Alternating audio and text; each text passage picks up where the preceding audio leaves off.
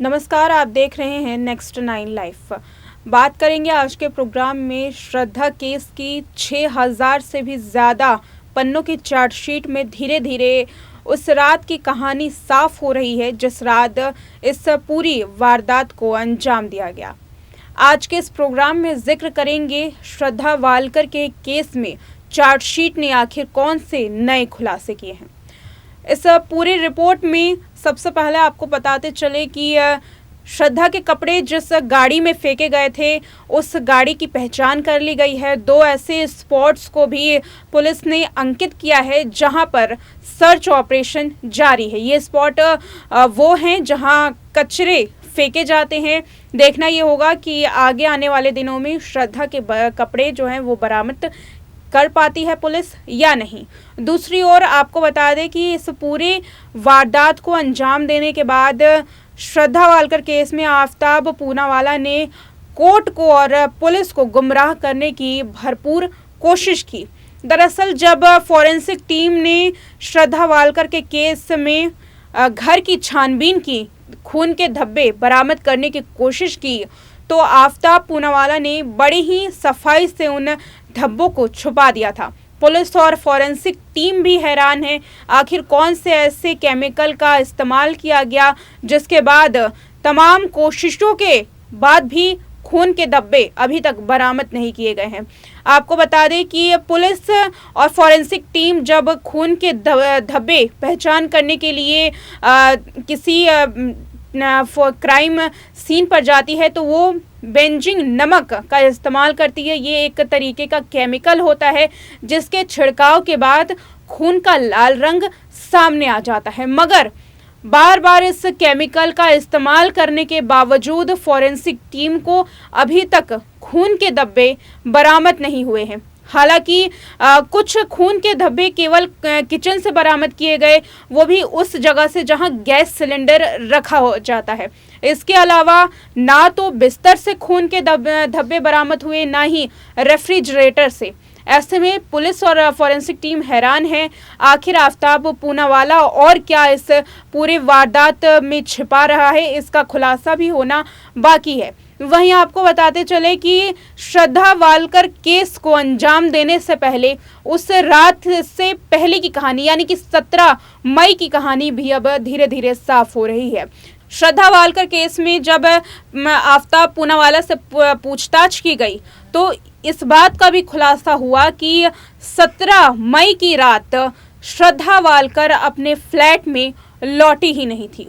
जी हाँ, इस पूरे वारदात को अंजाम देने से पहले श्रद्धा घर पर नहीं थी, ऐसा चार्जशीट में दाखिल किया गया है। चार्जशीट में इस बात को शामिल किया गया है वो अपने दोस्त से मिलने गई थी, उसके बाद वो उस रात घर नहीं लौटी। 18 मई की तकरीबन 11 बजे जब वो घर पहुंची तो उसका सामना आफताब से होता है। उस वक्त भी दोनों में काफ़ी झगड़ा होता है। हालांकि जो झगड़ा है वो कुछ दिन बाद कुछ देर में शांत हो जाता है। कुछ देर बाद फिर ऑनलाइन खाना ऑर्डर करता है आफताब। इस दौरान ये पूरा मामला एक बार फिर से झगड़े में तब्दील होता है, तब जब श्रद्धा मुंबई से कुछ सामान लाने का जिक्र करती है।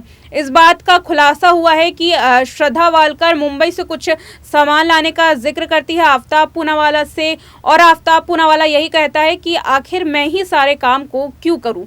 जब ये बातें धीरे धीरे आगे बढ़ती हैं तो ये पूरा मामला जो है, ये पूरी जो बातचीत है वो झगड़े में तब्दील हो जाती है, और उसके बाद झगड़ा इतना बढ़ता है, आफताब पूनावाला को इतना गुस्सा आ जाता है कि श्रद्धा की जान ले लेता है। इसके बाद भी हिमाचल प्रदेश में जिक्र आया कि हिमाचल प्रदेश में श्रद्धा के टुकड़ों को फेंकने की कोशिश कर रहा था। हालांकि डर से और पुलिस की चेकिंग की वजह से आफताब ने हिमाचल की बजाय इस पूरे टुकड़े को महरौली के जंगलों में फेंका।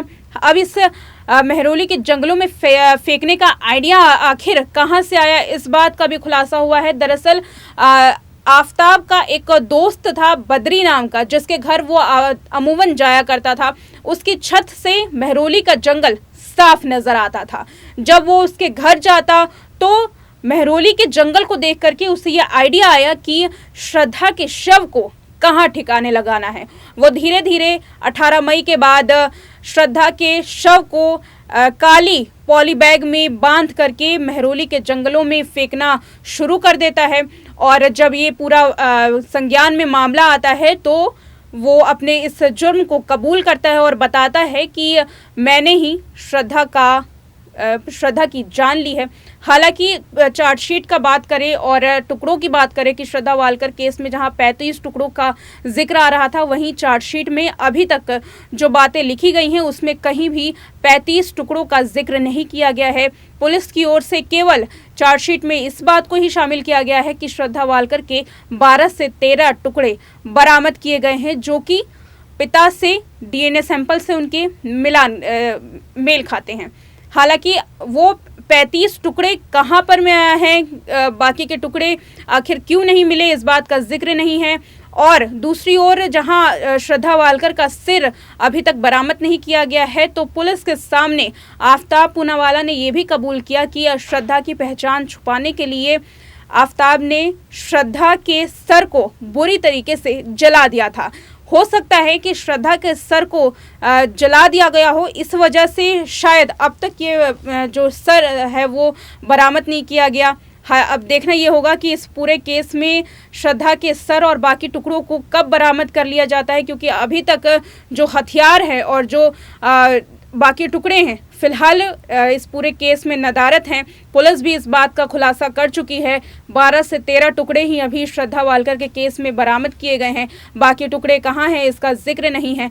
वही दूसरी ओर इंटरनेट के जरिए आफ्ताब पूनावाला ने इस पूरी वारदात को अंजाम दिया। वेब सीरीज के जरिए कुछ वेबसाइट्स को पढ़ता था, कुछ ऐसी चीज़ें देखता था जिससे उसे ये आइडिया मिल सके कि आखिर पुलिस को कैसे गुमराह करना है और कैसे सभी सबूतों को छुपाना है। अब देखना ये होगा कि न्यूरो साइकोलॉजिकल टेस्ट में क्या आफ्ताब गड़बड़ी करता है, क्योंकि पहले की रिपोर्ट की माने तो फॉरेंसिक टीम ने ये कबूला है कि पॉलीग्राफिक टेस्ट के दौरान आफ्ताब पूनावाला ने कई गड़बड़ियां की थी, जिसके बाद वो टेस्ट सही से नहीं हो पाया।